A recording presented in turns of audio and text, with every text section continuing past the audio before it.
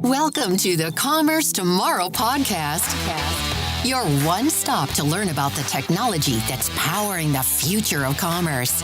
Here are your hosts, Dirk and Kelly. All right, welcome to another edition of the Commerce Tomorrow podcast. I'm joined by 3Share CEO Jess Moore. Welcome, Jess. Thanks for having me. Happy to be here. And unfortunately, my co-host Dirk is out sick with the flu today, so we wish him well. Unfortunate day for him to be out. Well, I'll do my best to be a good co-host / guest. Great. So, Jess, thanks for joining us. We wanted to bring you on the show to talk about the entrepreneurship side of technology. Jess was one of the co-founders and is now the CEO of 3Share, which is one of the largest Adobe SIs. You were acquired in 2015 by the Publicis Group, which is a well-known group of agencies out there. And I think there's a lot of interesting things that we're going to be talking about over the next 45 minutes, give or take. So with that, do you want to just tell us a little bit about 3Share and how you founded the company? Yeah, sure. So first of all, I've always been the CEO since day one, the CEO. That's one of the benefits of starting your own company. I'm pretty sure nobody would actually let me be a CEO. So I had to start my own company to do it. But yes, so it's pretty interesting how we started. We used to work for a company called Oracle. I think everybody knows Oracle, and probably you've all heard rumblings of what it's like to work at Oracle. And I could tell you, what you've heard is probably as an Oracle vet myself, I'm sure. Oh yeah, it's great rolling those authorizations up to HQ apps. Was HQ apps for a for permission to do a $19,000 deal at the 22% gross margins. So I used to run ACS, which is a consulting organization within Oracle. And prior to that, I came into Oracle through acquisition from Sun, where I ran their software practice in Europe and then emerging markets. And I had a couple positions there. But during the Oracle acquisition, we found that it just wasn't really a match for me. And so while I'm working through some things for my boss, I get an instant message from one of my peers who was running some emerging markets. And he said, Jess, have you looked at org chart? I said, no. Well, let me take a look. Fire org chart, and I went from normally had about 1,500 employees that worked for me. Well, now I had two. Ouch. Yeah, that'll do it right there. That'll do it. So I call my boss. I'm like, what is going on? It's obviously something is afoot. Appears I have two employees now, down from what I have had. And he did it kind of the way they do it there, which is, hey, guy, nothing to worry about. We're just moving some things around. Not a big deal. Just making some changes. And that's when I realized, well, looks like my time could be limited at Oracle. Because at Oracle, they don't really fire you. Sometimes they do. But what they really do is they turn down the oxygen. And so I'm sitting around that night, and I'm thinking to myself, what am I going to do? It's going to take a while to find a big job. And then, I'm online and I get driven to Adobe's website by my Adobe Reader, which is so hopelessly out of date, by the way, that I didn't even get the option to ignore. It just drove me straight to Adobe's It's like a website. sign, right? And yeah, also probably a sign on how I run my life. But anyway, so it goes, I go to the Adobe website, and right there in the news section is an announcement that they are acquiring Day Software. And that there was going to be a change of control in, I think it was like October timeframe of 2010.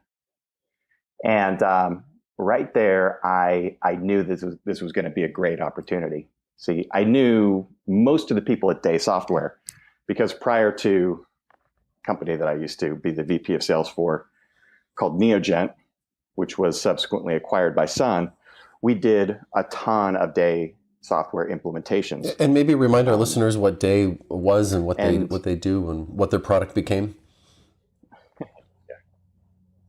Yeah, so Day Software was you're going to love this term. Remember this one? ECM, yeah. Enterprise Content Management. Oh, yeah. Oh, it was an ECM tool. Like, I'm going to take you way back memory lane, like a Vignette or any of the others that were being sold in the early 2000s. To take the power of changing your websites, making up website updates, out of the hands of IT and into the hands of the business. And there was a ton of business done during that time period. And Day Software was a European company based out of Basel who came to the US. They had some great customers in Europe. They had Audi, they had most of the German companies. And they sent a small team over to the US in 2001, and they started knocking down big deals like McDonald's and US operations and DHL and just a ton of others. And my company got involved with doing implementations. And so it was us and one other company that did the lion's share of the implementations during that time frame. So I think like 2001 through 2006. So I knew all the guys over at Day Software. So when Adobe bought Day Software, it became Adobe Experience Manager, which is kind of the heart of their digital marketing cloud, right? And so with that came, the DAM and all the pieces of, it's the content portion of because before that it was just Omniture, right? Basically, and it was interesting how they went about it, for sure. The first acquisition, because before this it was just the creative stuff, right? All the shrink rep software that you'd order would come in a box or you could download. And then they jumped into Omniture, which was the analytics piece. And then just a couple of years later, they pulled the trigger on the digital market, the content management piece. And that really started to fundamentally change Adobe.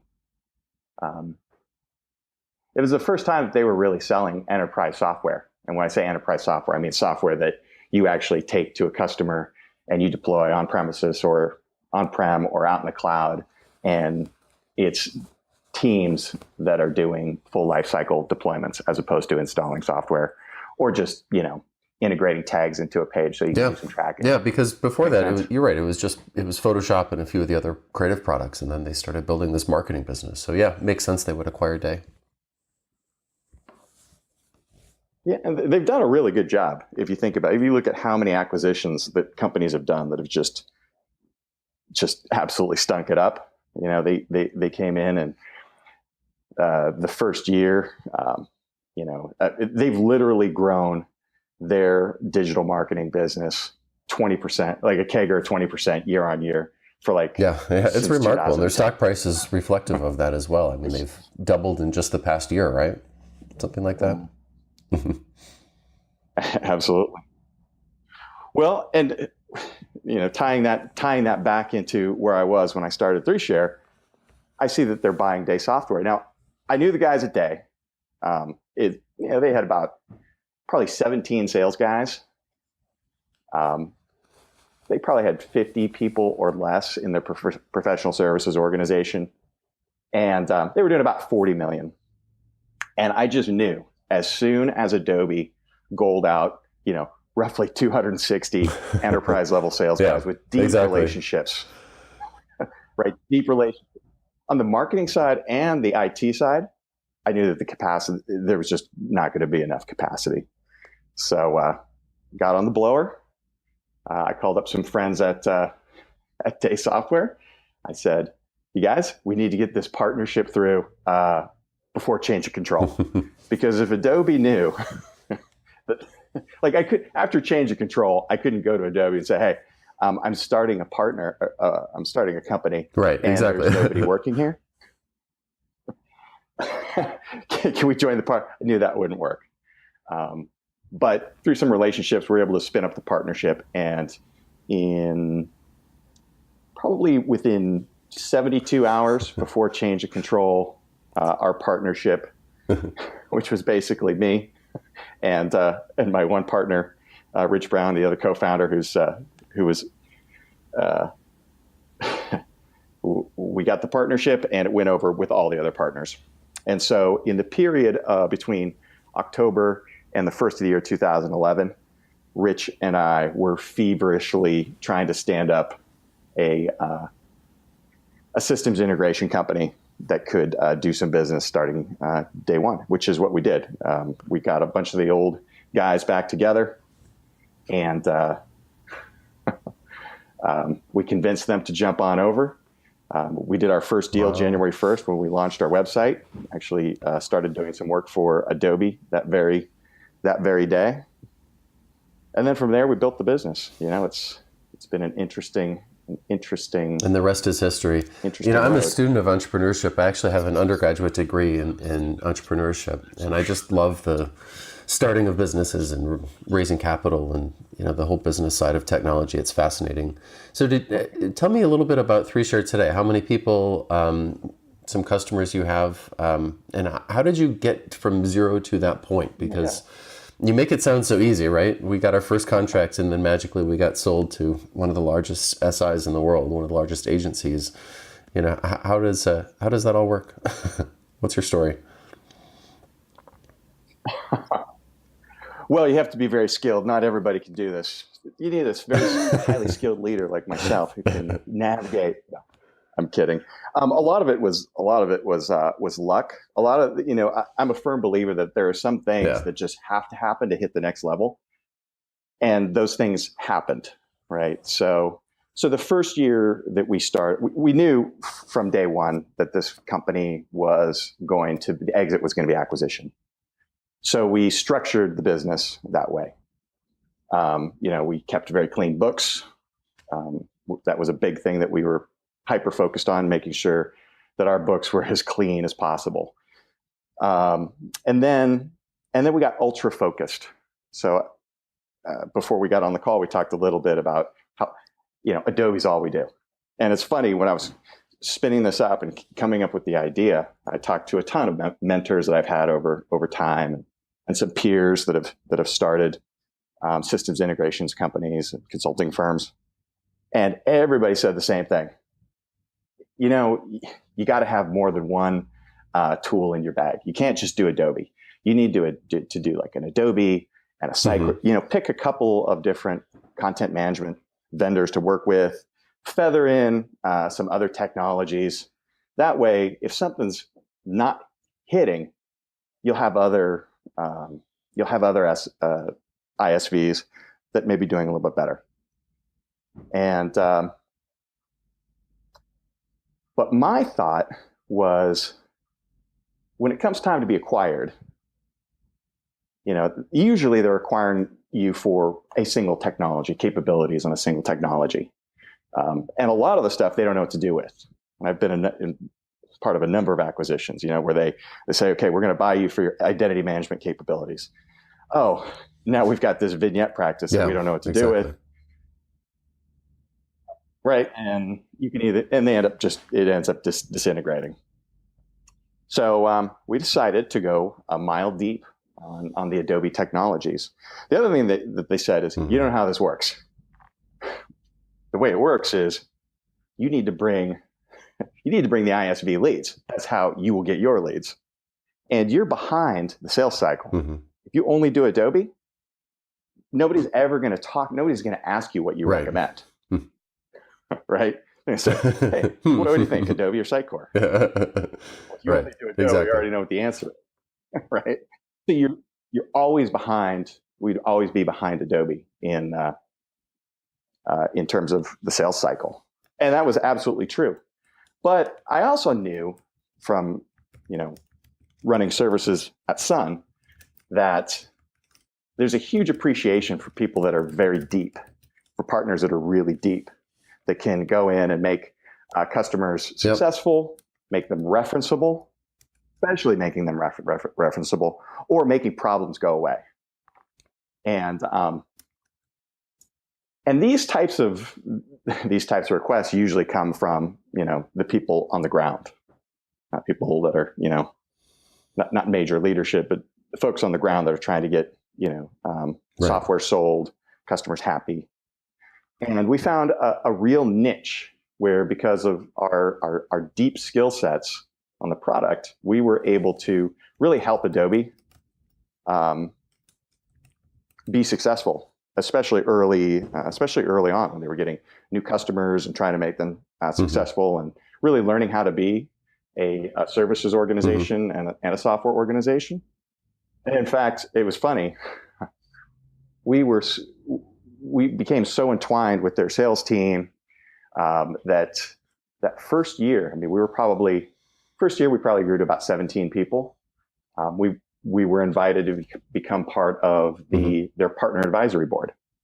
And it was wild because, 12 months before, it was just me and Rich staring across a folding out table, Costco fold out table from a bake sale at each other, to, walking into a room at Adobe's headquarters and sitting down with, the Sapients, where they're the Accentures, large SIs, and us, and Adobe, just as concerned with what we had to say and our, our perspective on the market as anybody else. So we were one of 7 companies that originally started, I believe, on that. And then the way we kind of trucked through it was very pragmatic. We started small by doing mostly work for Adobe Professional Services, as they were called at the time. We were doing a lot of training because their training organization hadn't been set up yet. And so we also did a lot of training. I would say most of our revenue our first year was around training and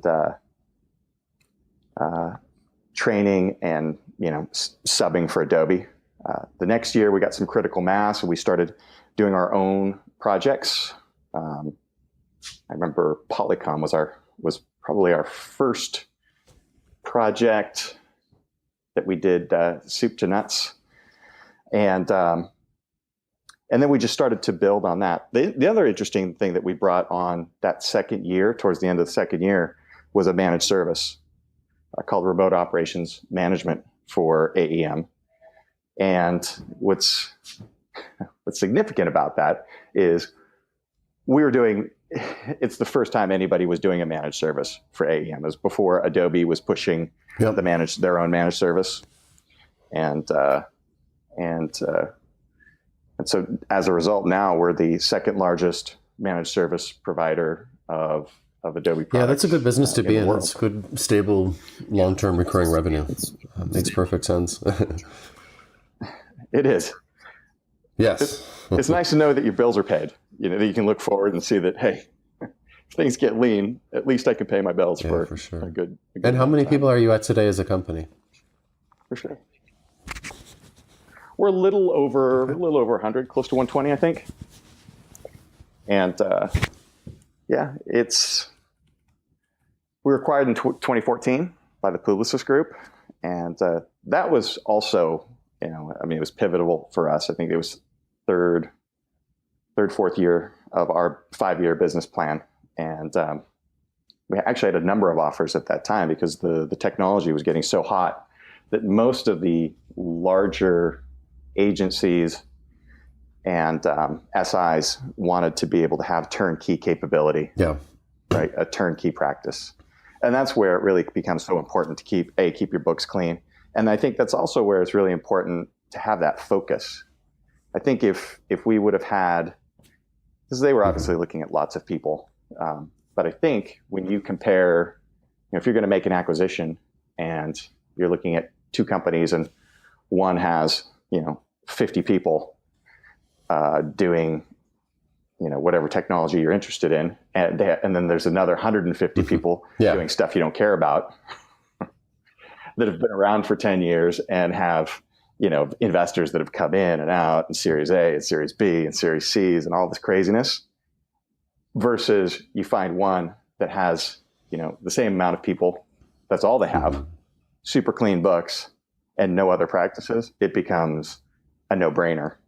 And you can do a real strategic. Yeah, I've seen a lot of these SIs, and we work with a number of them at Commerce Tools. They've kind of been flailing, and they can't quite decide if they're going to be lifestyle businesses, right? Or if they're actually going to be laser focused on a specific practice. We also have the issue of just lack of specialization, right? So they'll do a little bit of everything, right? A lot of our partners do a little bit of Hybris, a little bit of Commerce Tools, a little bit of Oracle Commerce, and they can't quite decide, are we a Hybris SI? Are we a Commerce Tools SI, right? And they're very opportunistic, and they're not terribly strategic. Yeah. And that's challenging. It's a challenging spot to be in. But well, and I think it also opens them up, when they go to compete for implementations, I think it opens them up a bit to the competition. If you have a laser focused company that's, only doing, say Hybris, for example, or any of the others, right. And they say, this is all we do, I can tell you this 100%. Being an expert on Adobe's digital marketing cloud is hard. We wake up every day, and this is all we do. We live and breathe it. Every process in the organization is geared towards how can we do it better? How can we get deeper? How can we apply more velocity into standing this stuff up so that you can get to run and operate quicker? To be an expert in 5 different technologies is impossible. Yeah, absolutely. It's just impossible. And what you end up getting is 1 or 2 experts who are really good at the technology, and then you get a bunch of people who are on the bench. Lumpiness of your bench, yeah. No, I've seen that for sure. They shoot. Something, and maybe you can offer some guidance. There are a lot of SIs that we work with at Commerce Tools that were very focused on Oracle Commerce, right? And that previously that was ATG. That's the world I came out of. And they followed the same model as 3Share, but with ATG at the time. And they did that in the 90s, the 2000s. And that was a good business for quite a long time. But it seems Oracle has shelved that whole legacy on-prem business. The new cloud offering does not seem to be doing terribly well. And those implementations have gone from $2, $3, $4 million down to 50 or 100K for the new cloud-based implementations. And I see a lot of these SIs just really flailing out there, and they'll say, well, maybe we'll do Demandware next, or maybe we'll do this, or maybe we'll do that. I guess it's a long-winded way of asking, if you've put all your eggs in one basket, what happens when that company is no longer investing in that product? And, say Adobe were to sell off their marketing cloud to Microsoft, right? And now you're in the Microsoft ecosystem, and all of a sudden all the work dries up. Yeah. How do you protect yourself against that, I guess, besides cashing out and having a lot of money in the bank? Yeah. Well, let me do that in a round, because you covered a lot there. Let me give you my thoughts on Oracle just real quickly. Oracle's coming. I've worked for Oracle. I've learned as much as I have fun, kind of playing with the notion of it's a difficult place to work. Make no mistake, they know how to operate a business, and they will figure this out for sure. I think implementations are going down across the board in terms of how much you can. It's the same amount of dollars are there, the same amount of work is there as there's always been, but it's not very often we see people that want to do any type of big bang, long strung out deployment. And we counsel people against it. I mean, we see MVP launches. People want to stand up something quick, get it running, build momentum, and go. So I think there's some of that. With the market going in that direction, it's very difficult for some of the larger SIs in particular to embrace that, because their whole business model is basically built on, hey, we need big projects. because they have these huge development centers in India, around the world. They've got to keep everybody working. So if they're not going to get, $1 million, a couple million, Right. 3 million, 4 million out of the gate, it becomes very difficult for them from a business perspective. So I definitely am not counting Oracle out of anything. And I'll give you an example why. When we came over from Sun, and I was running PS over there, and so I came in and I took over their consulting in North America. It's called ACS. Yes. There's also OCS. But ACS is Advanced Support Services, and it's more of it does a lot of what OCS does. In fact, sometimes they compete against. I've been in the middle of some weird. of those disputes, by the way, so I feel your pain on that one. Yep. But we did an exercise, which was it was actually really eye-opening for me. But we listed all of our professional services, service, the discrete services that we offered, and we looked at the margin of every single one of them. And leadership, in Oracle, just made a line. They said, "Hey, gross margins under 30%, we're not interested. Not doing it anymore. Push to partners, whatever. We're going to focus on these." They took $1 billion business and cut it in half. Said, "We're just not doing that." So obviously everybody was like, "Oh my gosh, what is happening?" But at the time, the margins were not up to Oracle standards coming over from Sun. And what ended up happening is they built back that business, and I'm sure they're well beyond what we were doing at Sun. But that entire book of business now is a super high margin business. So by making some tough decisions pretty quickly and really smart, they took a business that was $1 billion, running at probably 17 or 20%, gross margins maybe, and turned it into just a crazy high margin business. So I do give Oracle props for credit that. on knowing how to run a business. That is one of the very few things I will give them credit on, but I'm still not sure they're going to figure it out. But I guess that's a good discussion for beer sometimes. There will be. So getting back to what happens if Adobe is no longer, their growth stops, and where does that leave 3Share as a one-trick pony? Well, it's an interesting question, one that we've definitely thought about for years, and wondering when that could happen, or if it will happen. It's funny. The first year I said, I think this is 3 to 5 year opportunity, and then the next year I said, it's 3 to 5 year opportunity. Yeah, the next just year, keeps going. I've been saying this every year since 2010. I think they're figuring it out. I mean, I really do. They're really pioneering in the space, and they're interconnecting all the different acquisitions into one platform that is interconnected and can really bring content from creation. Now it's integrating with the Creative Cloud, so you're really seeing content go from where it's the ideation to the creation, all the way to delivering it to the right person at the right time and measuring it and doing it over. So that's actually starting to happen. Interesting. I've always been a fan of island hopping. So we look and we see what we can, what's not a stretch for us. And that's how we did it within the cloud. We started with AEM, and then we started doing some analytics and campaign and feathering in everything.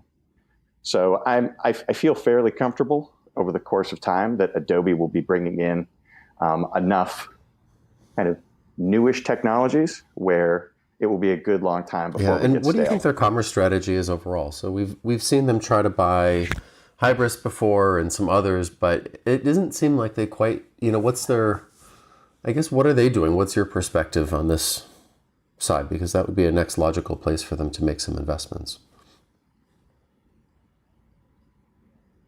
I think that I would not even speculate on what their strategy is in terms of acquisition or whether or not they want to be anything other than the glass. But I can tell you that e-commerce is back, without a doubt. We've seen that this year for sure. And the overarching notion that we see in e-commerce this time is that it's not about, it's definitely about microservices, and it's about Adobe being the glass. And it's about driving, they throw the term around, we hear it all the time, experience-driven commerce. And that's kind of what we're seeing this year. I think probably 2012, 2013, Hybris was the big thing. And, they just got acquired, and they were doing lots and lots of deployments where AEM and Hybris were going in together at the same time and connecting to each other. And I don't think that clients, the companies that were using it really, really liked how hard it was to get it all to work, right? Doing a full life cycle e-commerce implementation while you're concurrently doing, a content management implementation, and then integrating the two to all work together. I think that was hard, expensive. Oh, for sure. Work. And it certainly doesn't fit into where we're seeing the market going in terms of MVP type launches. So I think it's swung back around, but it's swung back around in, hey, how can we leverage, microservices and create experiences through this great experience engine that Adobe has, and just plug in, the right commerce experience at the right price. No, that makes perfect sense. The world used to be these monolithic commerce platforms, and they would have their own life cycle, and then the front end would have theirs. And it was never very clear from a customer standpoint who owned the glass and where the commerce platform stopped and the experience platform began. And I think with what you're talking about with this resurgence, it's pretty clear, right? There's a new breed of these commerce platforms out there, or people are just building it themselves at the top end of the market. And you're consuming from the experience side, you're consuming some of these commerce APIs, this functionality as a service. And there it's pretty clear where the commerce stops and where experience begins. And you can kind of weave it together and create a nice experience. So it's good you're seeing that. Well, and you never know also where it's going to end up, right? It could end up in the the cabin of an automobile, right? That's completely integrated with your calendar and everything, and it could know that, hey, you've got a hot date, and you might need something you may need some additional performance from that car that can be offered at the right time, at the right price, for the right period of time to impress somebody. It could be something like that. It could be, what you're seeing now. I do a lot of traveling. I'm sure you do too. Have you been to like Newark or Houston, and now there's just iPads everywhere, and you sit down and you're just staring at an iPad? Or when you order food, Minneapolis has the same thing. You don't talk to anybody anymore. Yeah. So there's just it's presenting itself in so many different places and in so many different ways now that it has to be flexible enough to be able to integrate with so many different places, which is such a great reason for microservices in this. I have one more question about your business, and then I want to talk more about commerce tomorrow, I guess. Title of the podcast, right? I've seen a big change with SIs out there, and we see this across the board as well. Look at all the layoffs at IBM, for example.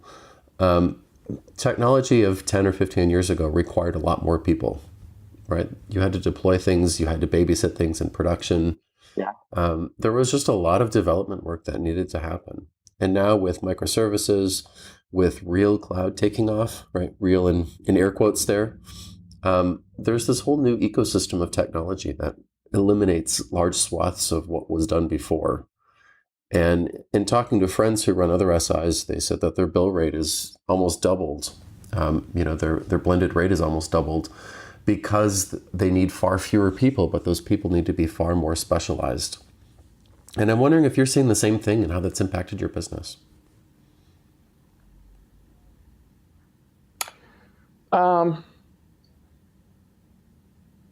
Well, I agree. I think the things that impact the bill rate are, it's scarcity of resources, for sure. number one, and that's usually tied to emerging technologies. Will drive a high bill rate, and then the skill set, without a doubt. We're definitely seeing, and I agree that it's less people, but I think you're right. People are wearing many hats now. With the type of deployments that we do, we don't see, because clients don't like when you bring in, hey, we got a program manager and we got this, you got 15 titles that you don't even understand anymore, that are going to be part of this project, feathering in and out. It feels like clients are interested in some core type titles, right? They're interested in developers. They're interested in maybe senior developers, right? They're interested in architects. They're interested in business analysts and project managers. And once you start to get beyond those roles, there's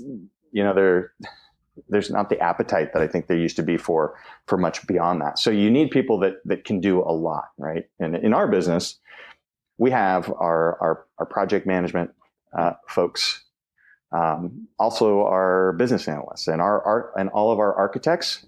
Well, they can roll up their sleeves and they can code.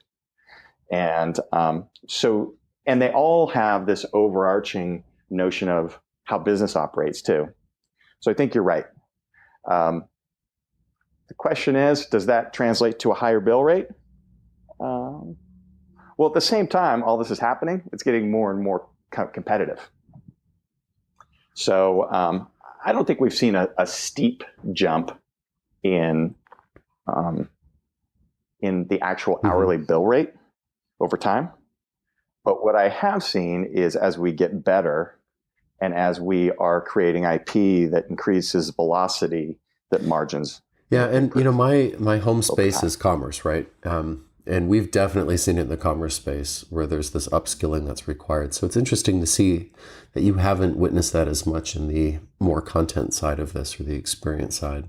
But in our space, I mean, all this technology has just devastated longstanding professions, right? You used to have a Cisco certified networking expert of some sort, right? And that was a multi-year program to configure a router.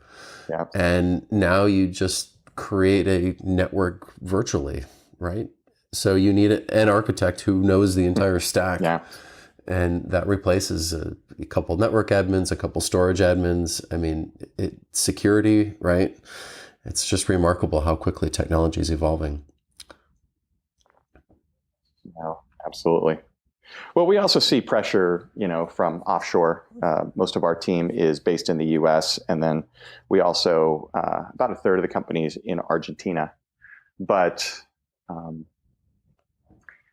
we don't operate with Argentina as a traditional kind of offshore model.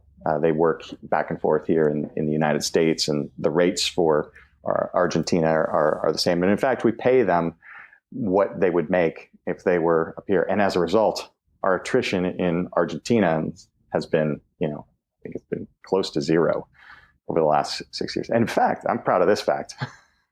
Our attrition at 3Share, and this will probably get more into culture than anything, is I would say since 2011, January 1st, maybe 6 people have left on their own. So let's say that's great to hear. And I think people forget that it's not just about high salaries. It's about creating a culture, a place where people enjoy working. And I think that counts. I mean, you have to have competitive pay, of course, but when it comes down to it, people don't leave because they get offered 20% more somewhere else. They leave because they don't like where they're working anymore and what they're doing. That is exactly right. And it also helps with the rest of the business. I mean, if you look at what drives a business forward, right? There's revenue, there's margin, there's operating income, If you're looking at a professional services organization, there's utilization, all this stuff. And what we've definitely found is that if you've created an environment that that the employees love coming to work every day, and by the way, you've hired the right employees that are kind of optimistic in nature and kind of fun to be around, and are not jerks or not, they're good, fun, outgoing people. You give them a place to thrive and the ability to execute and make decisions. All that other stuff seems to fall into place. No, exactly. That's true. That's absolutely true. So looking forward, what do you see as the next wave of commerce, right? We've talked a little bit about APIs and microservices and being able to inject commerce anywhere. So what's some technology you're interested in? So voice, for example, conversational commerce, artificial intelligence. Are you seeing any trends starting to form, anything that you're investing in? I think that I'm seeing it like anecdotally, like you're seeing it, the ability to buy stuff on Alexa in terms of voice, that type of stuff. Are we seeing it in the field right now? We haven't, because this is the early stages. So I agree. Voice is definitely going to be something that is interesting, interesting over time. I think it's the Internet of Things, right? I think the ability to do e-commerce in places that you never thought you'd be doing e-commerce is going to be interesting in the future. Who would have ever thought you'd be buying stuff in your car? I never would have thought that. Or buying stuff in airplanes in a variety of ways, or at the airport in a variety. I think that's the exciting stuff for me to see how, as a little bit of a geek, to see how that unfolds. How it becomes part of your daily life, not a destination. I think it's a pretty big difference. Yeah. And then, looking forward, how do you keep your employees' skills current, right? So things are moving very quickly, both in terms of technology, but also in terms of business models as well. And how do you make sure your employees are staying current, staying relevant, and engaged in what they do? Step one, hire employees that have a motor. Yeah, right? Enthusiasm. that are curious. I think that's probably the biggest thing. If you can hire people that are kind of genuinely curious about stuff, a lot of that happens on its own. One of the things that set us apart early on, especially when the resources for these types of technologies was really scarce, was our ability to train ourselves and create an engine where you could look for loose attributes and then bring them up to speed rapidly. And we've continued to do that. We bring people up to the organization, we train them. Of course, we do all the stuff that that you're required to do in terms of keeping up with certifications. But hire people that are curious, that want to stay up to speed. Make it very clear that you're going to support them in being up to speed, and then invest in the internal stuff, that engine to be able to nurture people along. And everything from fireside chats to very process oriented, point A to point B. This is how you go from an architect to a senior architect. This is how you go from a senior developer to an architect. This is what you must achieve, and this is how you do it, and lay that out.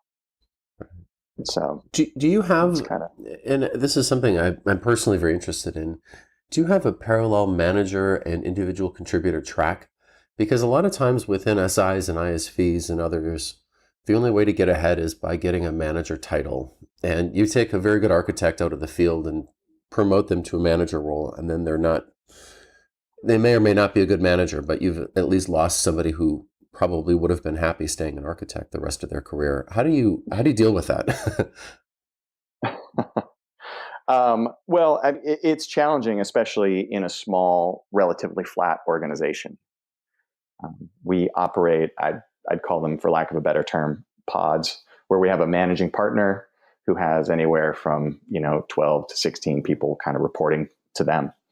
And each of these pods have a variety of capabilities. And then when a project comes, resources can be pulled from a number of different pods to make things happen. It's not all projects come out of out of one pod. So the question is, how do you keep people excited about, hey, we're doing another project. Hey, guess what? You get to be a developer on this project again. You look for people that want to move along the continuum, but even then, how far can you go? Some companies just keep coming up with different titles, or you can feather in different technologies that they can get excited about. In a lot of ways, it kind of is what it is. And I think we all wake up sometimes and are sick of doing our job. Led Zeppelin, probably the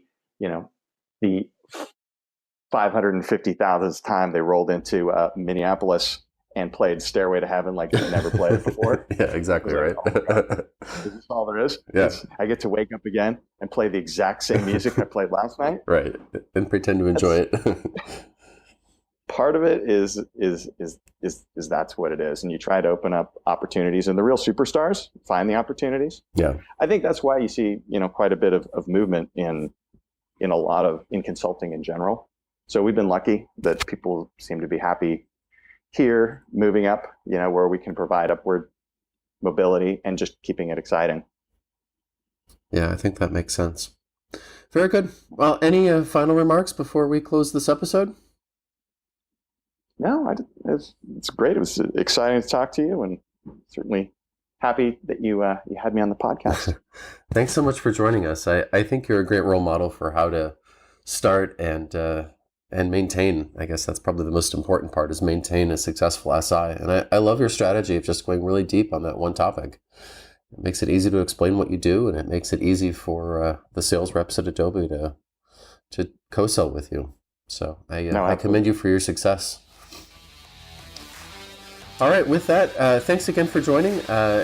The transcript, this episode, and the transcript will be available at commercetomorrow.com.